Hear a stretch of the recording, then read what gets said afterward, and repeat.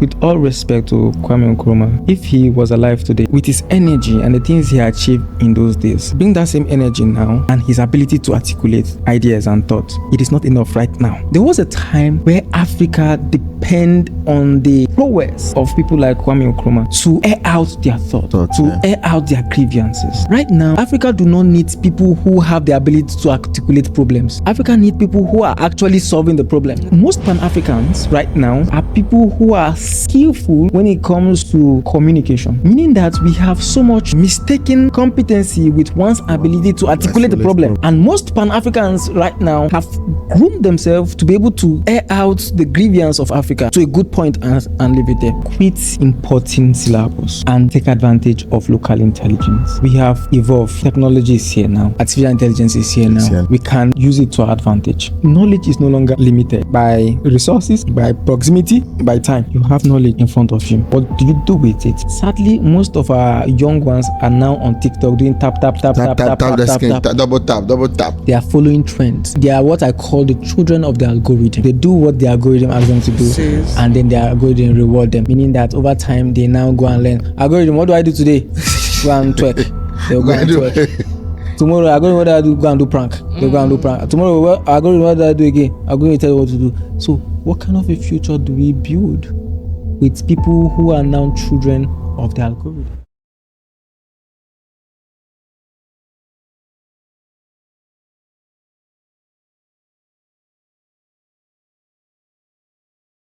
Welcome to the BB Podcast. See, I've always been saying that this particular season, as we open the season, they come, they go. It be people with good knowledge, then they can have fun. Be the people we they bring on the pod. You know, we say like just anybody, but people with depth knowledge, then what they can show and teach you people. And you know that I don't do this alone. And I have here the beautiful Esther Duncan. Reno. Yeah. What's up? Cool, How have you cool, been? cool. You don't miss me, Seth. I miss you now. Oh. You know, yesterday time the way I miss you. Like what? I don't want to shout. You're looking good. Oh, thank you. It's by the grace of God.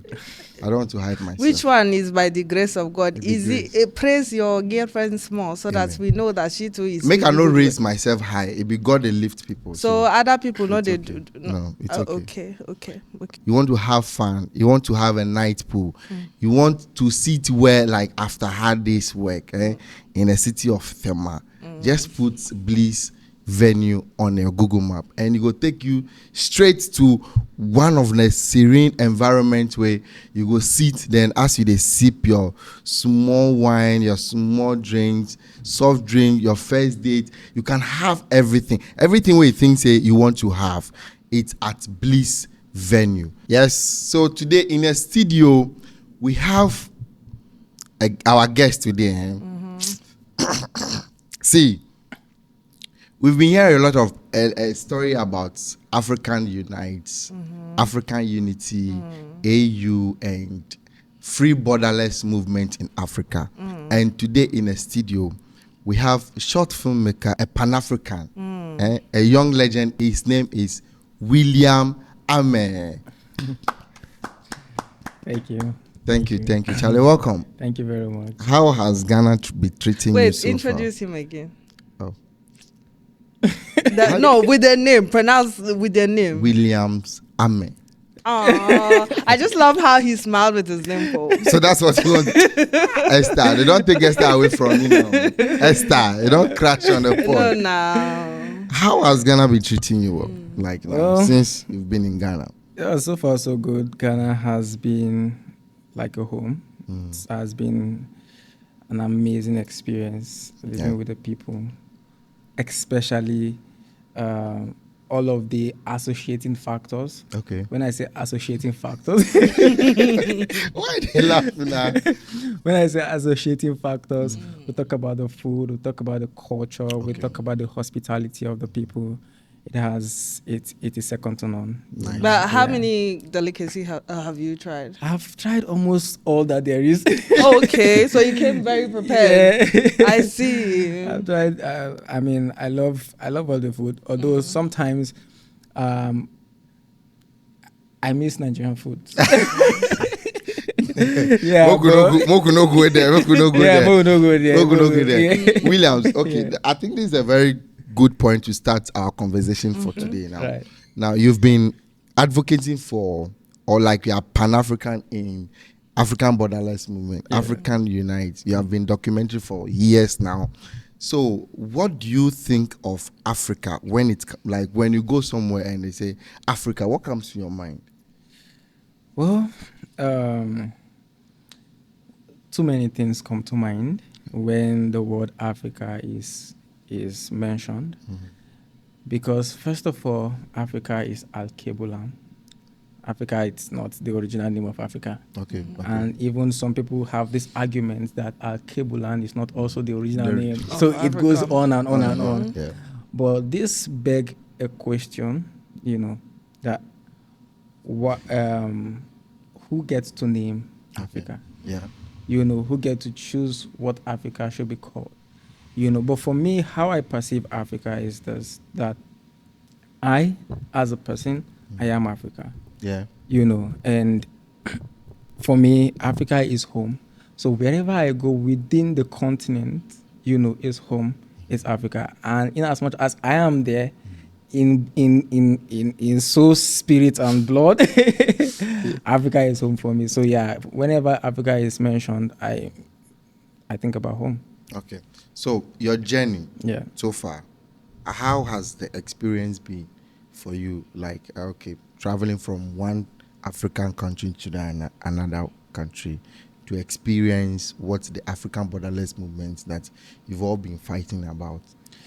Well, it has been a bittersweet experience. Okay. Now, you see, sometimes we are a little bit optimistic when we want to have this kind of conversation and say, okay, it has been a nice experience. We want to focus on the good part of it so that we sell a particular narrative, yeah? But the actual fact is that it has been a bittersweet experience, and I'll tell you why. Now, traveling across different African countries, there are so many things that have been put in place to keep us divided. There was a day I was stranded. I was supposed to go to Asinfosu for a documentary. Okay. And I was trying to do transfer from my Nigeria account to Momo account here. And it was my, what do you call it? The platform I was using just trapped my money there. Over more than 5,000 CDs. Wow. Yeah, and I wanted to just make the transfer quickly and just continue my movement journey. and all of those things. Now you see, these are economic differences, meaning that in Nigeria we use Naira, in Togo you use Cefas, Togo, Benin Republic use Cefas, in Ghana you use CDs. So if I'm in Nigeria, I'm using Naira, right? Yeah. I'm in Togo, I have to use CFA. I'm in Ghana, I have to use CDs. Now, I have to always transfer the money from my Nigeria account, convert it to US to dollar, then convert it back to either CFAs or CDs, using the app and the platform I use and all of those things. So you see that it's a structure that have already divided us economically because we have different currencies, right? Then we'll talk about the border. We talk about the fiscal border. We always talk about the fact that we hate colonialism. Colonialism, your president, John Dramani His Excellency, Mahama, yes, the president. Yeah, the president mentioned, I think, was it last month that slavery is the biggest crime against humanity. Yeah, true. And we hated it. We hate slavery. We hate colonialism and everything that it stands for, right? But then we uphold certain structures that maintain the integrity of slavery. Now, look at all these borders. Africa has been divided, annexed here and there. We didn't do it by ourselves. No. Now the question is, before these borders were carved around these countries, is it that Africans don't travel? Do you get? Is it that Ghanaians, typical Ghanaians, not by geographic area? Okay. Is it that they don't travel to the region of Nigeria or to the Benin Kingdom or to the Sokoto Caliphate? They don't travel to the Ottoman Empire and all of those things. We have been traveling. And integration has never been a problem. No. You know why? Because in Nigeria, I was in Jos, so I was seeing a painting of how Nigerian Igbo traders have been trading with Hausa people Okay. pre-colonial times, you know. And these people, I was asking myself, Igbo people don't speak Hausa. No. But here they are in the north, in the up north, trading with the Hausa people. How did they communicate? How did it happen? You get?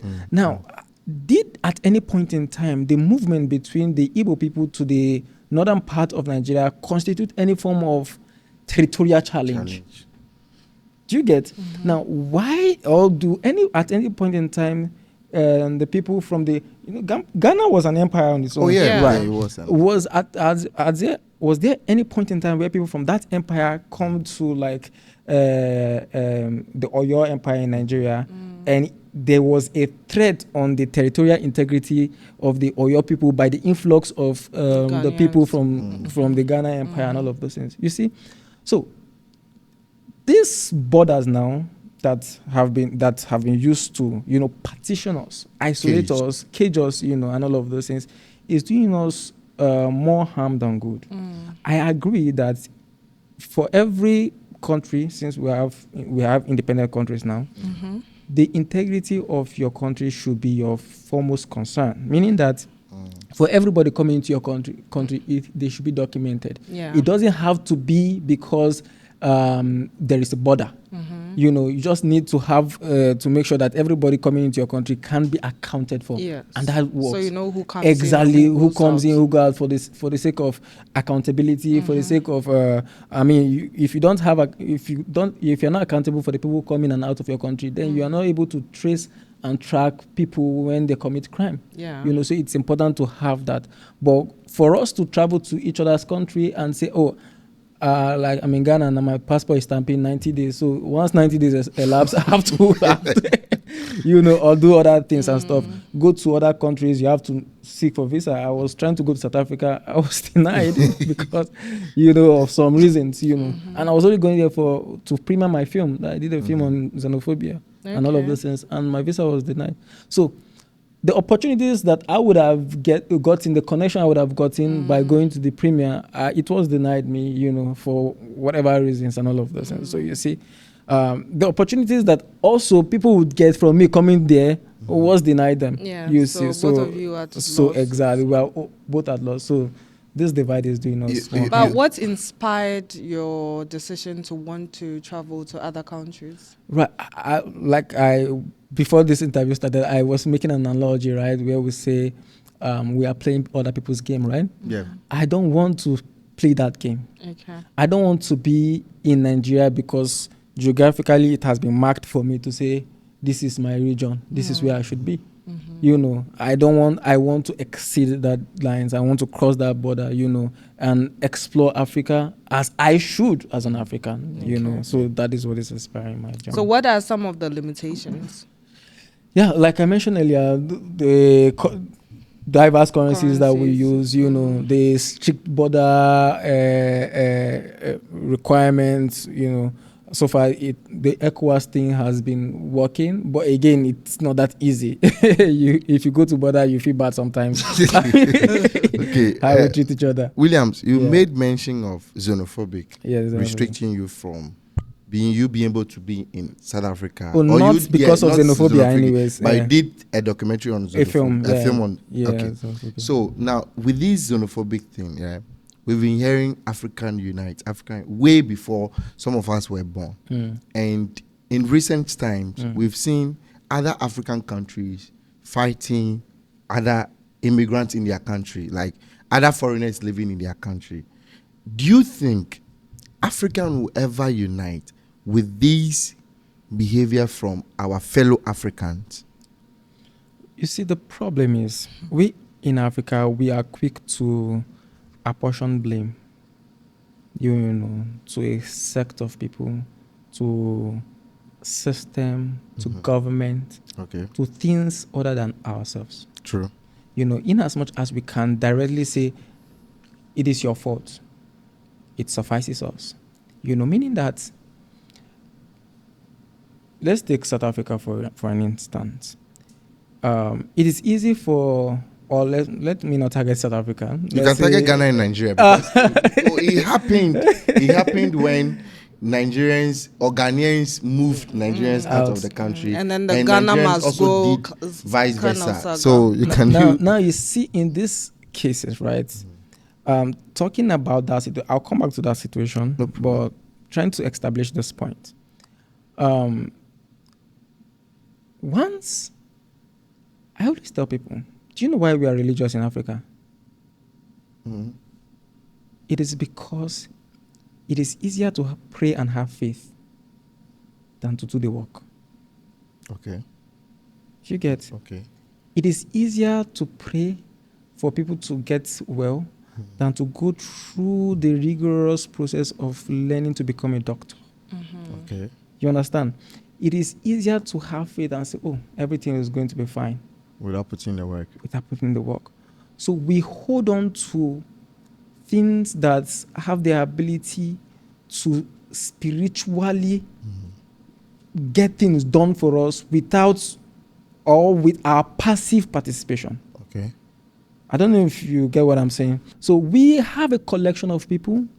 We somehow are becoming a collection of people who are quick to identify and blame other people for the misfortune that we have faced.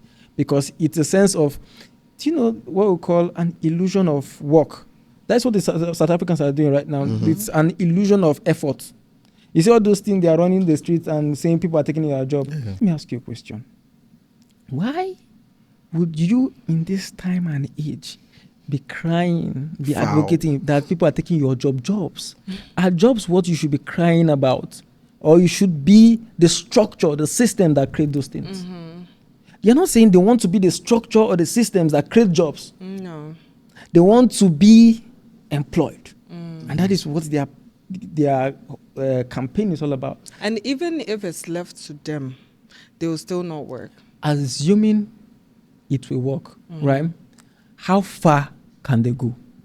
Meaning that, how can you succeed? How can you build an economy from working under a system that you don't own? Meaning that, take for instance, we have ShopRite in Yeah. Ghana, right? In Nigeria, we have ShopRite as well.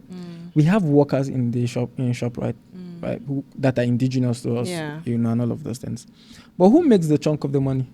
Is it the workers or the actual companies? investors, the people who own the company? Is it You use DSTV here in Ghana. You are subscribed to DSTV. You have Ghanaians working in the DSTV office. But who make the chunk of the money? DSTV. It's the people who own the system. You get? So we don't strive to own systems. We don't strive to build system. We only scramble with jobs and say, oh, job, let us do this. Let's blame the government You for understand? this. So that is how enjoyment. we blame every other people. And to be honest, over time, Nigeria has been the easy target. Okay. In every African country, Nigeria has been the easy target for people to say it is Nigerians, because it is a popular thing. It is a believable thing to say Nigerians are our problem, and it's easy for people to believe you and say, oh, yeah, you are right, you have a valid cause. You understand? Once Nigeria has been tagged the problem, people validate the reason for your agitation, because Nigeria is famous for being a black sheep in the family. But aside Nigerians being famous for being the black sheep, you're Right. Nigerian. I am Nigerian. And do you think you are a problem? Well, I am not the problem, if I would say, because first of all, the way I see myself as the entirety of Nigeria. Okay. Meaning that when I come in contact with you, I don't represent Williams, I represent Nigeria. So how I act towards you, my mannerism, my comportment, how I deal with you, determine how you perceive Nigeria. Now, you might have had several terrible experiences, maybe dealing with other people who are from the Nigerian descent. But if you come in contact with me, you have a different experience. Then you now say, oh, I Not think all it is not Nigerians a are- Nigerian problem. It is a personality problem. It's a people problem, and all of this. So you cannot tag a collection of people in Nigeria as the black sheep, and all of this. And so particularly for me, I want always to give people a better experience. So because I know that I am the entirety of Nigeria, every of my actions is gauged, is measured, so much so that I know that the integrity of Nigeria rests on my shoulder. That is how I perceive myself. Yeah, I think we've still not talked about Right. the African unity. Like, Right. is it a dream or is just something that will live to be see the reality of? Right. I mean, Because you're not the only one with vlogging, documenting Right. African stories, Right. right? With the Maya, yourself, and a lot of people talking about African stories, right? But then we've still not seen change. Other African countries are still coming up with each other. you don't get. Is it just on paper that, okay, now it's going on paper, but in reality we are actually not practicing what we are preaching to the rest of the world, that okay, we are capable of managing our own affairs without attacking Esther, without attacking you, William. You see, once we become accountable as people, so this is the culmination of everything I've said. Once we become accountable as a people, then we would have taken the first step towards achieving a united Africa. Meaning that once we stop apportioning blames to people, so two things: is Africa unity possible? Yes. Is it impossible? Yes. Now, but then here's it. Being accountable is the fact that if I am a Nigerian in your country, you have laws, you have systems, right? Exactly. That is working, and I commit a crime, arrest me. You understand? Take me to the court. The Let the law take its course and all of those things. But don't start calling me out. Say Nigeria. What does Nigeria have to do with me as a person? But you just said you're Nigerian, so you stand for Nigeria wherever you are. You see, that is the thing. Now, I stand for Nigeria wherever I am, which is why it's a way to cushion everything I do, every act I do, right? Of course, because every my action and my inaction has a ripple effect on the integrity of Nigeria as a country. But then, I am a person in your country. I am not Nigeria in your country. Do you get? I am not Nigeria in Ghana. Otherwise, I will be in the embassy. You get? So, because you are not dealing with me as a country, you are dealing with me as a person, then let that be so. That you don't call the country out, rather, you call the person who has committed the crime and deal with the person squarely under the provisions of the law in your country, the governing law in your country. William, don't you think that we are not ready to take this conversation forward as the African panelist people that are, as they are advocating for united Africa? Because if we are saying we are ready as an Africans and want to have a borderless system and want to have, how do I put it, free visa for everybody can go into another country and trade and make all that stuff like we are talking about now. They've been singing these praises like the way I said before we were born. If they wanted to take a step would have been taken long ago. What I like what you're saying so much, because I believe Africa can never unite. Right. Nigeria is not united. I'm just saying this for you. Nigeria is not united. The same way Ghanaians are not really united. That's the same way with other countries. So until we all unite as people, as individuals, I don't think there's never or ever going to be an African united ever. I think we are human beings. We are not ships. Yes. We are human beings. We are not ships.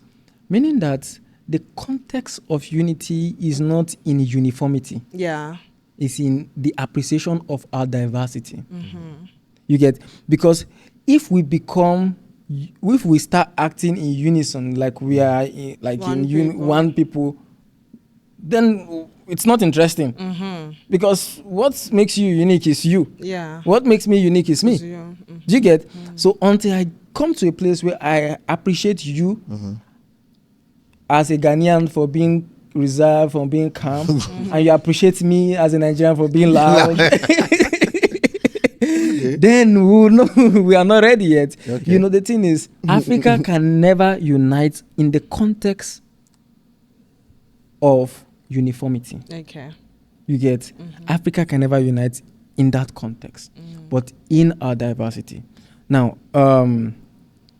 you mentioned that, you mentioned that in a home, people don't, we still don't unite. It's not that we don't unite. It's just that if I'm fighting my brother and you come and fight him, I will leave him and fight you. Is it true? It is only then I realize that I love my brother. Yeah. Now, the fact that I have discord with my brother, fracas with my brother, does not mean that I will stone him.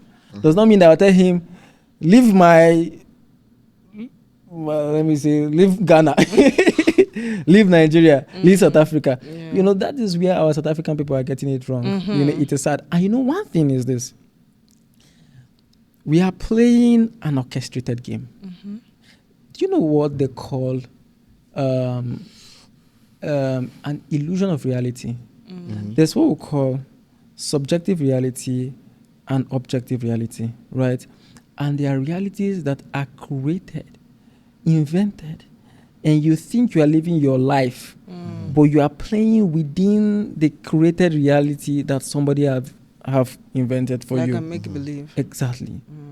Now, the best way to influence people is to make them believe that their decision is of their own making, but it is your own decision.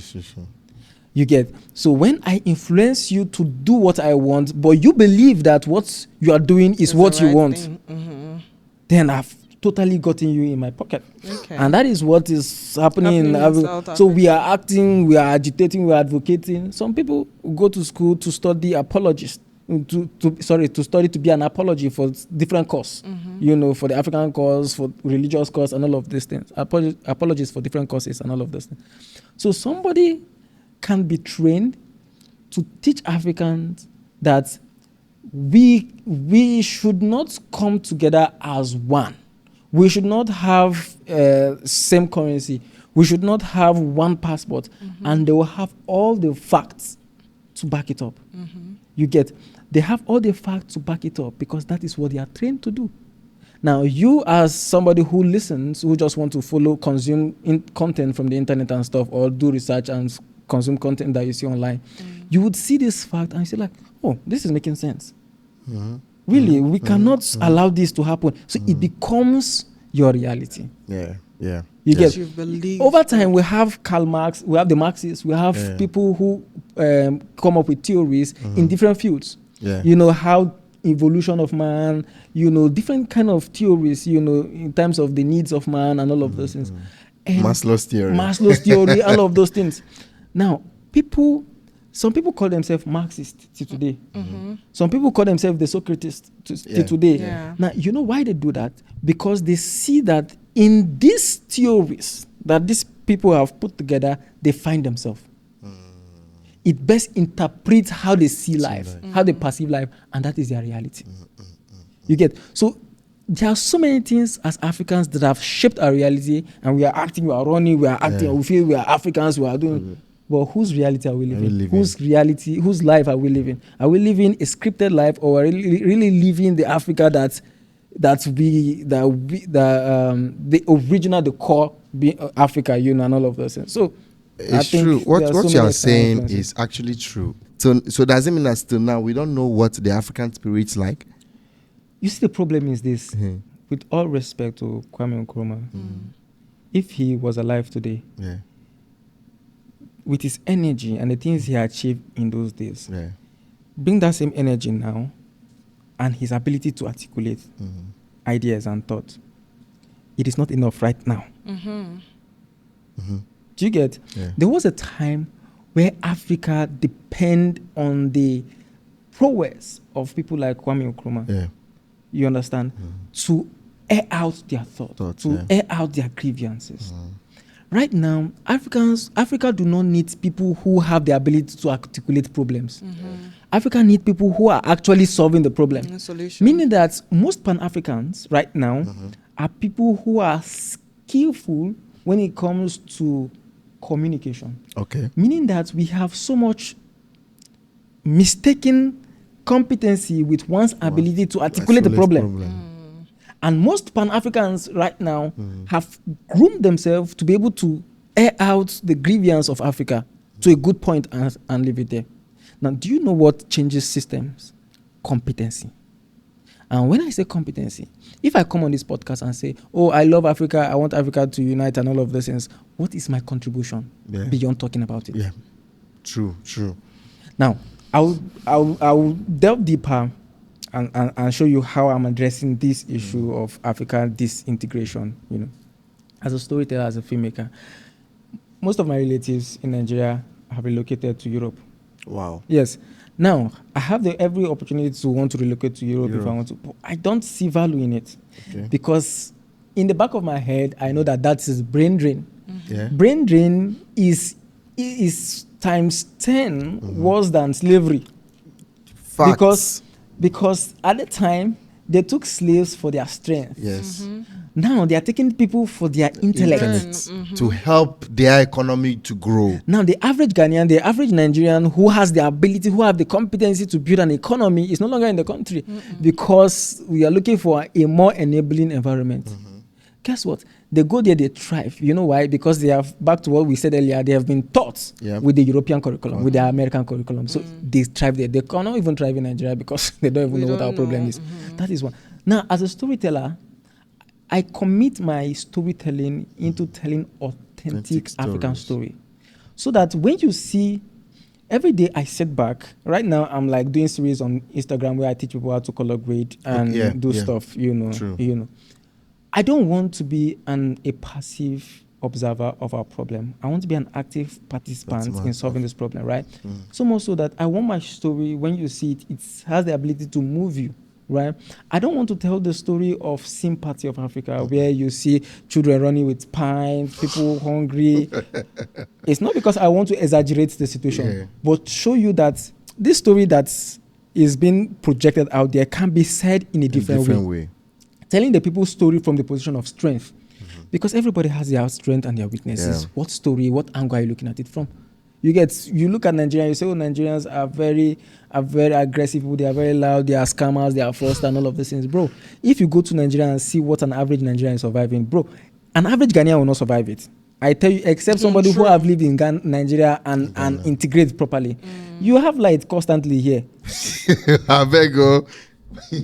I'm telling you the fact. We don't have as much, half of the lights you guys have here. We don't have it, but we're not even complaining. When last did this Nigerian going to the street and say, we want light, we want light? Never bring light. We buy generator. So is that's why people call us Generator Republic. You see, why it is okay, why it is understandable why people banter us and call us Generator Republic. It shows how resilient these people are. But again, the resilience of the Nigerians are our biggest problem. True. Because we don't for too long hold our leaders accountable. We just want to move on. You get, you cannot stay on a course and say, I was in Aflao, we were coming to Ghana and we paid for air-conditioned car. And the car that took us, we were like 20 minutes into the journey, the air condition is not on. And the open glass for you people. And the Ghanaian said, they can say, Charlie, we paid for AC and you are not there. He said, the boot is open, so we can. They say, take us back to the. They take us back. You cannot on AC. The Ghanaian said, they can say, take us back to the park. We cannot do. We want air condition. I was like, can we just go? We are here already. We are here. Let's just move on. You see, it speaks to the character of people. You know why the Ghanaian would insist for his rights. Yes. The Nigerians just want to move ahead and okay, now I'm here. Let's deal with it and just you get. So you see a Nigerian and say, oh, this guy is too like that, is too like that. No, it's how he has been shaped over time. I am becoming fearful for these Gen Zs right now. Because these Gen Zs live and sleep and dine and wine on the internet. Exactly. You get, and there's no grounding. For us, that's maybe we're late millennials, right? Okay. We understood what it means to be off the internet. Why it's almost difficult to get results from all of our protests and all of this thing is the fact that we don't have the ability to sustain a cause to the end. Now, do you know what it means to sustain a cause to the end? You say, I take up this cause until I die. Until I die. If this cause is going to see my end, I'm willing to to give it up. I'm willing to offer my life for this cause. That is what you see. People who like suicide bombers and all of these things. They kill themselves because they have been indoctrinated into believing that is their ultimate goal. Now, if we consolidate and say our ultimate goal as Nigerians, as Ghanaians, as people, is to get rid of systems that do not favor us as people, you know what that means? It means that we are putting our life on the stake. And our life is on the line. Exactly. You talked about we living an encrypted life as an African. So what is the African way of life? Right. Yeah. Okay, so there is no defined African way of life and say, this is how Africans must behave. No, because we are as people, we are not monolith. You know, we are ever evolving, right? Yeah. So the thing is, first of all, when we get to a point and say, see, let's address this issue to the core. If you ask me, how do we solve the African problem? I will say, let's take local intelligence very serious. Okay. Our parents, some of them that don't know how to speak English, listen to news in their language. They read the Bible in their language. I've gone to churches in Nigeria where they don't speak English. They speak pure Hausa. The pastor preach in Hausa, and the members who you want to consider illiterate because they don't know how to speak English or they don't have any formal education, read the Bible in Hausa, and they preach in Hausa. They have better assimilation, proper assimilation of what the Bible is saying. Imagine if chemistry was translated into Hausa. Imagine if biology was translated into Hausa. Imagine if mathematics is translated into Igbo, into Twi, into our indigenous language. We have demystified knowledge. Yeah. So knowledge now cut across different demographics of people, both from the elderly. My mother is a teacher, and she runs in her spare time. She do adult education and all of those things. So knowledge would if we localize knowledge, maybe it would cut across different demographics, both the young, the old, and everybody. You understand? So imagine, you see, you cannot cheat an Igbo man. You know why? Because the Igbo man understands the language of business. He might not know how to speak English, but he understands plus and minus. He does not necessarily need to go to school. Street OT he knows his business. You cannot cheat him. Take an Igbo man to China, you cannot cheat him. He doesn't know how to speak Mandarin, but you will not cheat him. But once you understand the business, he understands plus and minus. So once we make knowledge accessible within our local dialect, we are one step into solving our problem. That is one. Secondly, growing up as a child, if you go to school and maybe you miss the first word, I don't know if you do A is for apple. A is for apple. Do you grow up in Ghana? Yeah, I grew up in Ghana. Do you grow up in Ghana? Why is A is not for? Let's look for one local word in Ghana. For me, I would say A is for akpele. Akpele. You understand? You don't grow up in Ghana. Or A is for akara. Akara. Yeah. As a child, it's easy for me to know what akara is because I eat it every day. Then I know what an apple is because I don't eat it every day. You get? So we have made knowledge far-fetched. So it seems like everything we are learning is foreign. But the essence of we going to school is to understand concepts, principles, ideologies, and to see how these ideologies already exist within our ecosystem, how they already exist within our environment, and how do we elevate it? Because civilization is not the expulsion or the elimination of your culture, it's the improvement of it. So when you learn, when you go to school, you learn, it's okay, how do I evolve? How do I improve? How do I take advantage of? We have local medicine people in Africa, but we are quick to call them witch doctors. Do you know what the white people will do? They will take the witch out of it and maintain the science of it. You have people disappearing and you say, this person is a witch, it disappears and all of these things. The white people will take away the fetish out of it and keep the science of it. So we would not only burn them, we pray against them. You understand? We pray against them. It is not an option. Fun fact, it's just like you doing video call and your native doctor is in the village, you watching in your pot. You said Exactly. Exactly. How did it happen? Let me tell you something. If it happened, there is an explanation. Yeah. There is a combination Of something. that those people know. Guess what? Have you heard of the INCBD writing? It's from these people's community in Nigeria. The INCBD writing, it's an ancient writing system in Nigeria, pre-colonial times. After this podcast, you can search it, the INCBD writing. It was existing in Nigeria, pre-colonial times. And even before the civilization of Egypt, there was the Nok civilization in Nigeria. It is a lost civilization right now.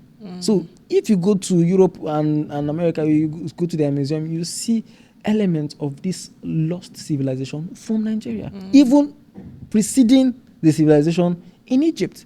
But what happened over time? We've demonized everything that is unique to us. Yeah, true. Do you get?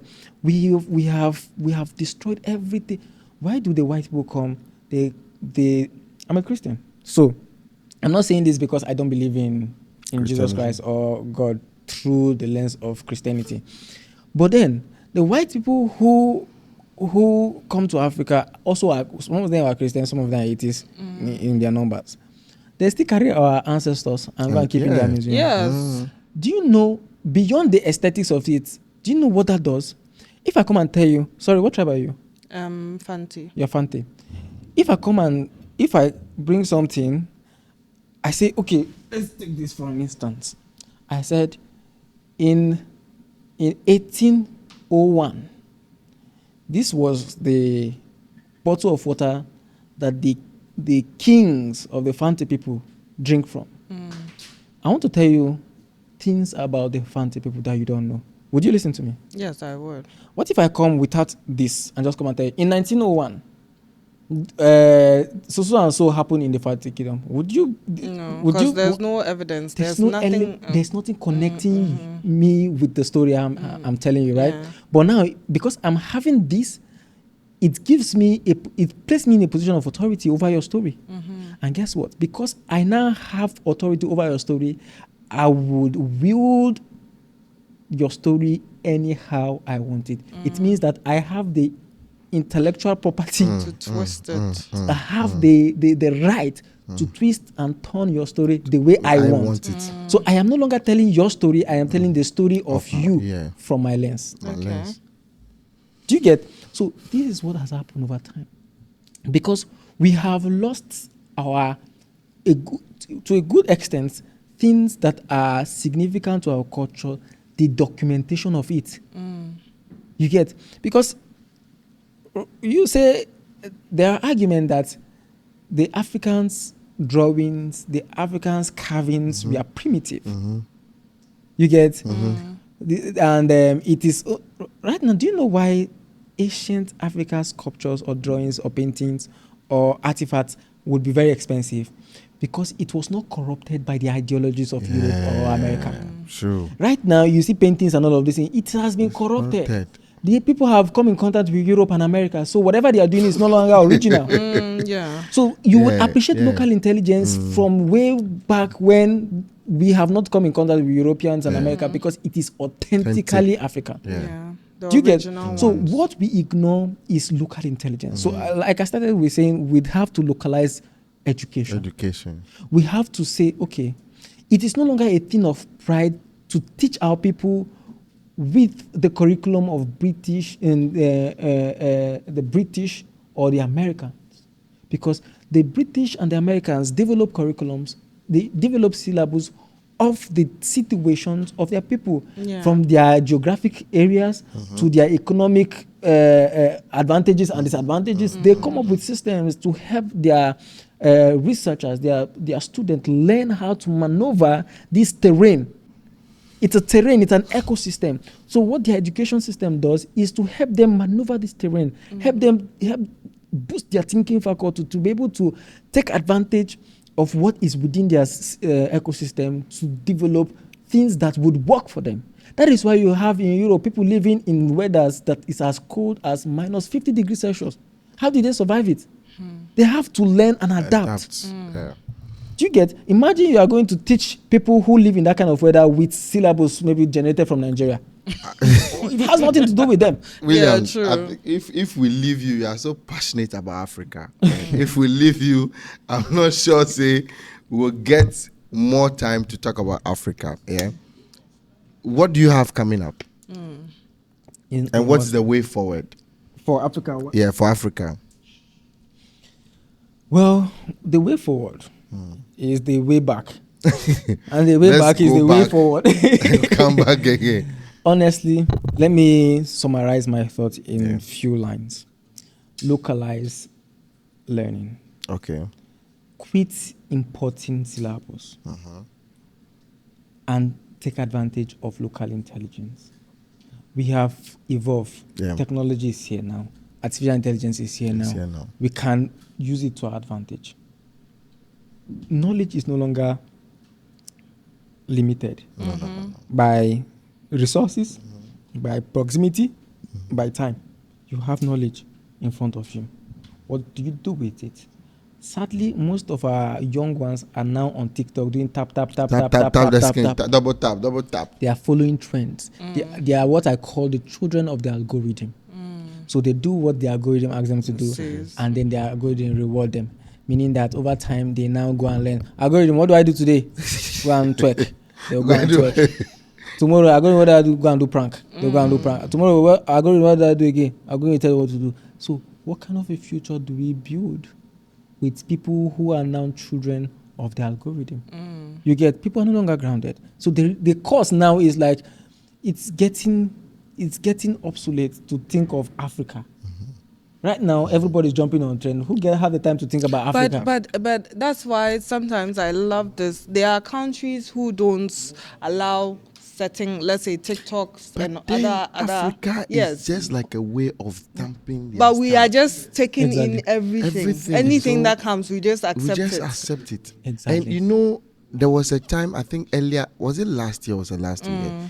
China was having issue with America. Yeah. Because the account, the TikTok was generated in China. Yeah. Because of the things they can use TikTok for.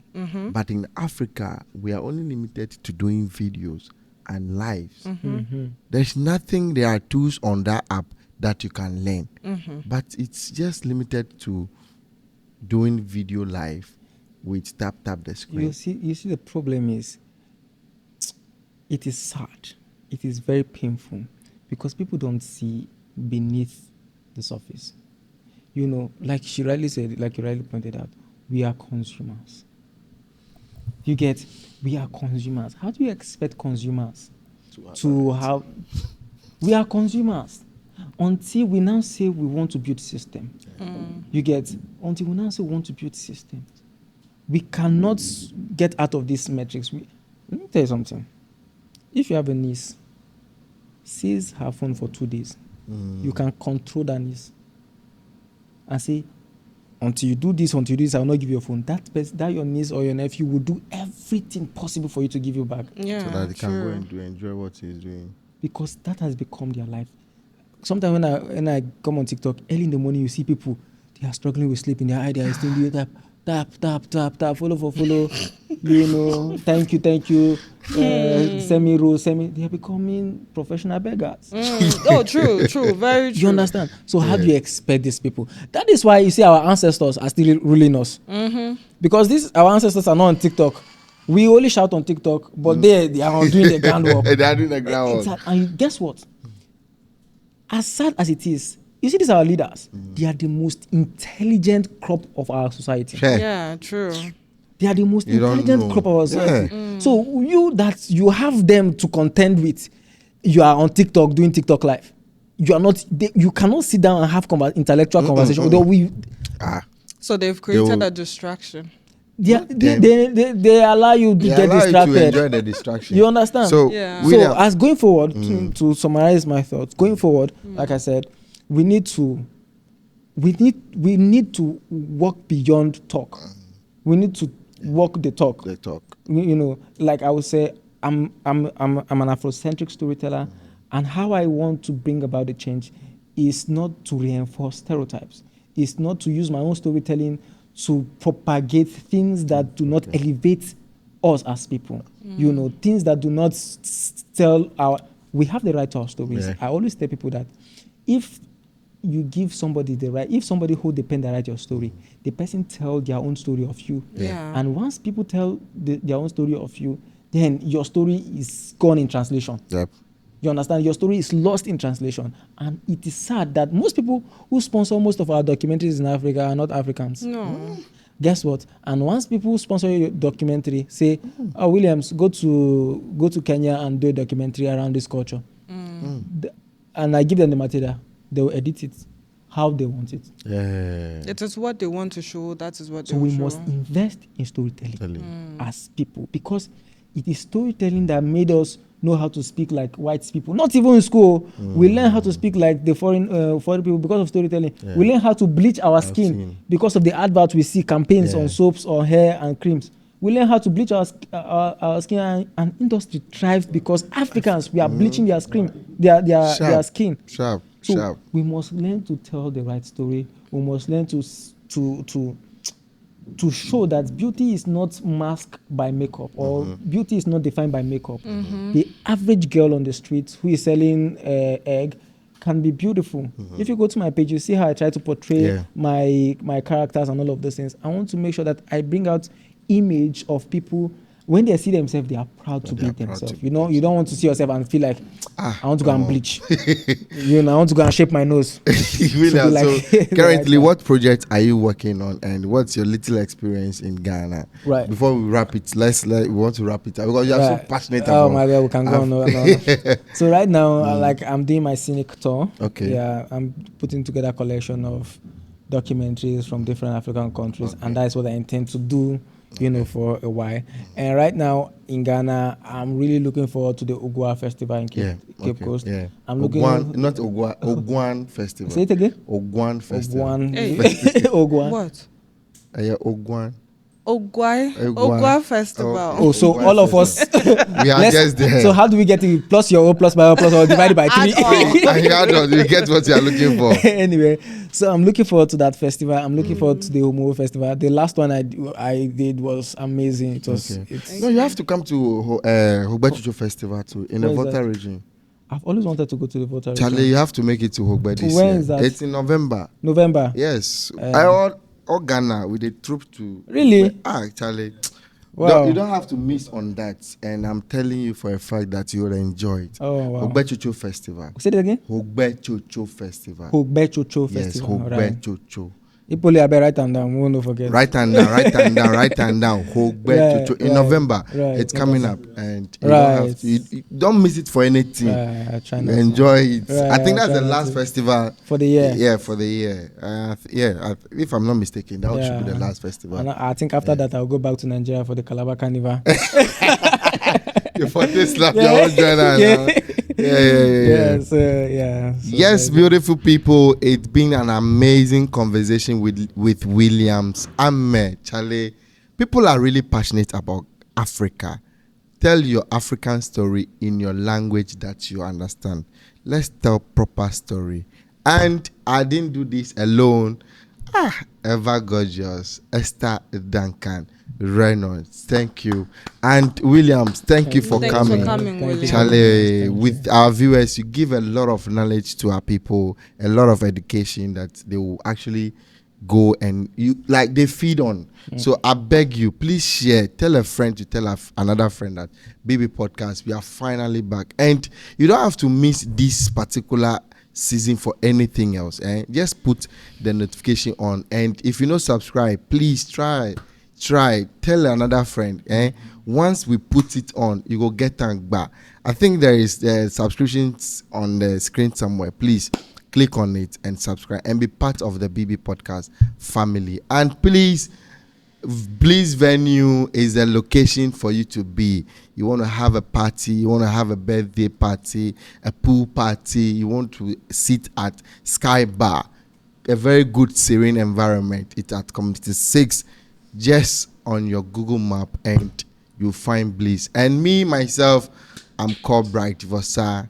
I'm being your host, Charlie. Peace. We out.